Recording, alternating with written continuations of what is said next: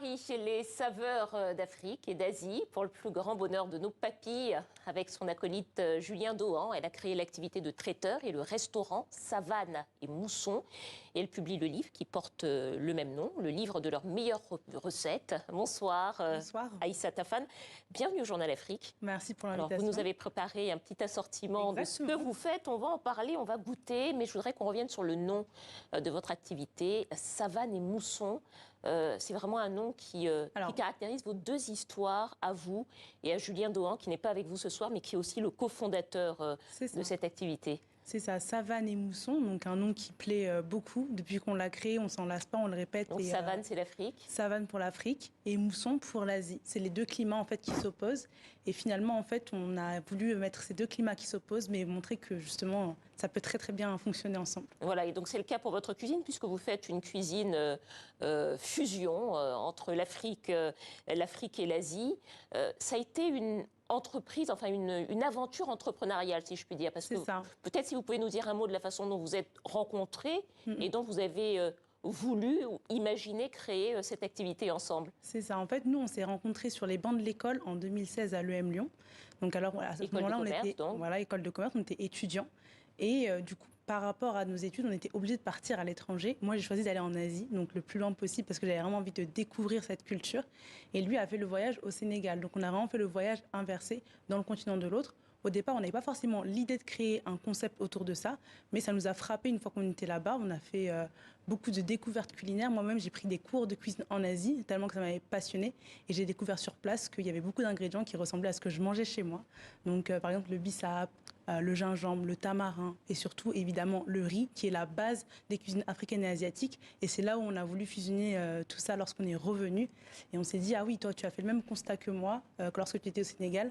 Et à ce moment-là, on s'est dit qu'il y avait quelque chose à faire et qu'il fallait absolument que tout le monde le sache, qu'il y ait absolument autant de points communs entre les deux cuisines. Et on a décidé de se lancer à ce moment-là. Oui, voilà, effectivement, parce que peut-être ce qu'on peut préciser, c'est que vous-même, vous êtes franco-malienne, vous avez grandi en France, et que Julien Dohan, lui, est franco-vietnamien, a grandi en France également, et donc ce sont ces trois pays qu'on retrouve dans ce que vous faites. Vous nous avez parlé des ingrédients. Est-ce que ça... J'avais envie de vous poser la question... Qu'est-ce qui vous a donné envie de faire ce rapprochement, peut-être qu'on peut croire improbable, mais pas tant que ça, de ce que vous nous dites. C'est quoi? C'est parce qu'en fait, on mange les mêmes choses sur ces deux continents qui sont si éloignés? C'est ça, on mange les mêmes choses, mais c'est cuisiné différemment. À titre d'exemple, par exemple, le manioc, on va le manger de manière salée en Afrique, en sauce, etc. Alors qu'en Asie, on va le manger plus sous forme de dessert. Mais dans les deux cas, en fait, ça reste le même ingrédient, mais qui est cuisiné de manière différente. Et ça m'a toujours fascinée. Et dans la manière aussi où ma mère cuisinait certains plats, elle me disait à chaque fois, on va prendre tel ingrédient asiatique. Par exemple, pour le poulet yassa, elle utilisait un sel qu'on trouve uniquement en Chine. Et en fait, c'est comme si ça avait toujours été sous mes yeux, mais que j'avais jamais fait le rapprochement moi-même. Et lorsque j'ai fait ce voyage-là, c'est là où ça m'a frappée. Et ça m'a donné envie, du coup, d'en parler et d'en faire un concept. Alors là, vous nous avez préparé un petit assortiment que vous proposez notamment dans des cocktails. Parce que vous avez non seulement une activité restaurant, mais également traiteur. Alors moi j'ai très envie de goûter. Alors venez, peut-être ce qui caractérise, peut-être on peut le dire, votre cuisine de fusion, c'est un petit peu le mélange, sucré-salé, c'est ça? Alors pas nécessairement. Pas que, mais du coup c'est vrai qu'on va trouver beaucoup de sucré-salé. Ça c'est parce que les fondateurs adorent ça. Mais là par exemple vous avez une recette de pastel qui n'est pas du tout sucré-salé. Donc ici les pastels, qu'on fait beaucoup en Afrique de l'Ouest. Alors ce sont des petits chaussons, une pâte. Voilà. Et qu'est-ce qu'il y a à l'intérieur? À l'intérieur vous allez trouver un bœuf qui est mariné à l'asiatique, donc avec la sauce barbecue chinoise, des oignons fondants. Et ça c'est une des recettes qu'on trouve en Asie, c'est une sauce barbecue chinoise. Pendant que je vous laisse vous expliquer, moi je mange. Bien sûr. Donc traiteur, c'est les recettes qu'on peut retrouver en traiteur. Donc parce que ça, on fait beaucoup ça en Île-de-France. On fait à la fois des séminaires d'entreprise, des conférences, on fait beaucoup de livraisons de plateaux repas. On intervient sur tous les domaines de la vie de l'entreprise, aussi pour les particuliers, les mariages, les baptêmes, les enterrements de vie de jeunes filles, etc. Alors là, il y a des chaussons, des pastels. C'est ça. Ici, et là, il y a un tataki de bœuf, tout simplement. Non, c'est un tataki de bœuf. Alors, c'est une viande qu'on va cuisiner à l'asiatique. Alors, pardonnez-moi, un tataki, ça veut dire que ça s'inspire de la cuisine japonaise. C'est ça. C'est une inspiration du Japon.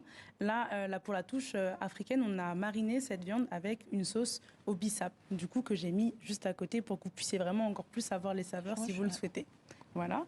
Ensuite, vous avez des burgers aussi de plantain. Donc ça, c'est une innovation. Donc dedans, il y a de la banane. Ah oui, dedans. Alors, est-ce que je peux ouvrir peut-être pour montrer? Bien sûr, pour montrer. De toute façon, c'est pas grave. Je vais manger tout ça avec l'équipe. Voilà, exactement. Donc là, dedans, vous avez des bananes plantain. Voilà. Et surtout, vous avez une mayonnaise japonaise épicée maison, donc qui vient relever aussi le goût de la banane plantain, parce que c'est une sauce qui est vraiment très consommée en Asie et qui va très bien avec la banane plantain. Et c'est pour ça qu'on a fait cette association-là de saveurs aussi. Très bien. Et vous là, avez également des petits desserts. Et oui, exactement. Donc là, vous avez par exemple, je ne sais pas où je le pose, je vais le poser ici. Hop, c'est une crème brûlée maison. Donc kiwi chocolat blanc. Donc là, c'est avec la vanille de Madagascar. Donc vraiment, vous allez vraiment adorer. Il y a un cœur coulant au kiwi qui est tout simplement délicieux. Et du coup, ça va très très bien avec le côté un petit peu sucré du chocolat blanc. Donc il n'y a pas de sucre ajouté, c'est vraiment très bon. C'est très léger, on sent le sucre, mais à peine, c'est très léger.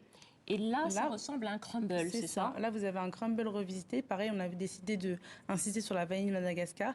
Là, vous avez des poires de Chine. C'est des poires, du coup, nashi, avec, du coup, un crumble maison. Donc, pour tous les gourmands. Ça ressemble à un crumble, exactement. Mais au goût, c'est avec des ingrédients un petit peu différents du traditionnel crumble à la pomme qu'on trouve souvent en Europe. Là, c'est avec de la poire et c'est pareil, pas de sucre ajouté. On est vraiment sur des saveurs hyper douces, voilà, avec du sucre roux.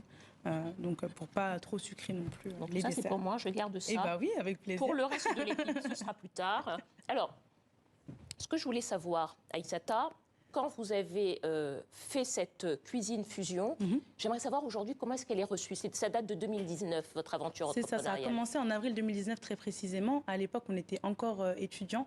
On vient tout juste de finir nos études parce qu'on a eu tous les deux des gros parcours académiques. J'ai fait EM Lyon et Sciences Po Paris et mon associé a fait EM Lyon et Centrale Lyon. Donc c'était Centrale Lyon, exactement. Oui, c'était vraiment compliqué pour nous de gérer tout ça. Au début, plutôt bien reçu. C'était bien reçu, franchement. Un peu surprenant. Même nous, au début, on était surpris par notre propre concept. Et je confirme, c'est toujours très surprenant. C'est surprenant, mais c'est très bon. Merci à vous, Aïssata Fan. On peut découvrir donc ces recettes à travers votre livre Savane et Mousson avec Julien Dohan, qui est co-auteur. Et c'est la fin de ce journal. Le week-end prochain, c'est Salaheddine Gakou que vous retrouverez à cette place. Quant à moi, je vous dis à l'année prochaine.